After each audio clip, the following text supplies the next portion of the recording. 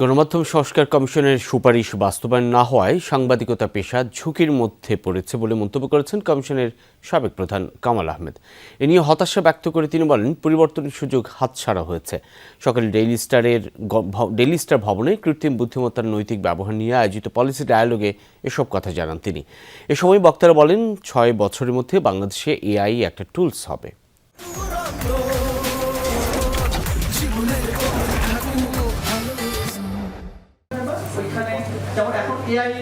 কৃত্রিম বুদ্ধিমত্তার নৈতিক ও দায়িত্বশীল ব্যবহার বিষয়ে আলোচনার আয়োজন করে দ্য ডেইলি স্টারে। এতে যোগ দিয়ে সাংবাদিকতার নানা চ্যালেঞ্জ ও সম্ভাবনা তুলে ধরেন বক্তারা।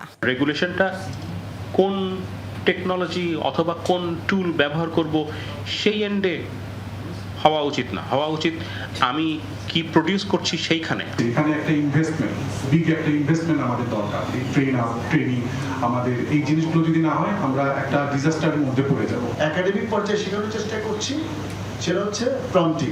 এআই এক ধরনের কিন্তু ডাইভারজেন্স তৈরি করছে within the population, within the countries, within the global sphere.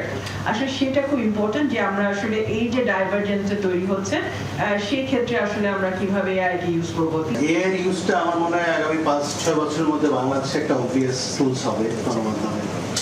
তো সেক্ষেত্রে এটার যে খুব গুড ইউজ হবে এটা আমি খুব আশাবাদী না। বাট ইন্ডিভিজুয়ালি যদি হাউসগুলো এই অ্যাওয়ারনেসটা না গ্রো করে, আমার মনে হয় না বাইরে থেকে এসে কেউ কিছু ভালো কিছু করে দেবেন। ইথিক্সের জায়গায় media self regulation, obviously MRDI খুব স্ট্রংলি মিডিয়া সেলফ রেগুলেশনের কথা বলে।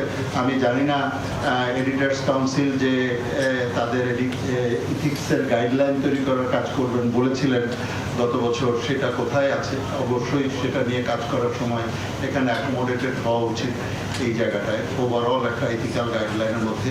আমরা এত বেশি পিছিয়ে আছি এআই ব্যবহারের দিক থেকে, বিশেষ করে আমরা এখনো ট্রান্সলেশন, এখনো আমরা হেডিংটা ঠিক হলো কিনা, আমরা এখনো এগুলোর মধ্যে আছি। ইউনেস্কোর বাংলাদেশ প্রধান সুজান বিজ বলেন, কৃত্রিম বুদ্ধিমত্তা পেশাগত কাজে সহযোগী হলেও তার উপর অতি নির্ভরশীলতা ক্ষতিকর। কৃত্রিম বুদ্ধিমত্তা আমাদের পেশাগত কাজে সহযোগী হলেও তার উপর নির্ভরশীলতা ক্ষতিকর। কেবল সাংবাদিক নয়, বরং বর্তমানে সকল পেশাতেই কৃত্রিম বুদ্ধিমত্তার প্রভাব রয়েছে। গণমাধ্যমের তথ্য বিশ্লেষণে এআই এর ব্যবহার, এর দক্ষতা ও বিশ্বাসযোগ্যতার বিভিন্ন দিক উঠে আসে এই ডায়ালগে। সাবেক গণমাধ্যম সংস্কার কমিশনের প্রধান কামাল আহমেদ বলেন, সংস্কার কমিশনের সুপারিশ বাস্তবায়ন না হওয়ায় সাংবাদিকতার নৈতিকতা ঝুঁকির মধ্যে পড়েছে। খুবই দুর্ভাগ্যজনক বিষয় হচ্ছে যে আমরা একটা সংস্কার কমিশন, গণমাধ্যমের সেই সংস্কার কমিশন থেকে একটা প্রতিবেদন তৈরি করেছি। আমরা এই শিল্পের সংকটের উৎসগুলো চিহ্নিত করার চেষ্টা করেছি, চিহ্নিত করতে পেরেছি, কিন্তু কোনো পরিবর্তন কিন্তু আসলো না, পরিবর্তন করা গেল না। ইটস এ লস্ট অপরচুনিটি, একটা সুযোগ আমরা হারিয়েছি। সংবাদ মাধ্যমের স্বাধীনতা ও দায়বদ্ধতা নিশ্চিতে নীতিমালা প্রণয়নের উপর জোর দেন বক্তারা।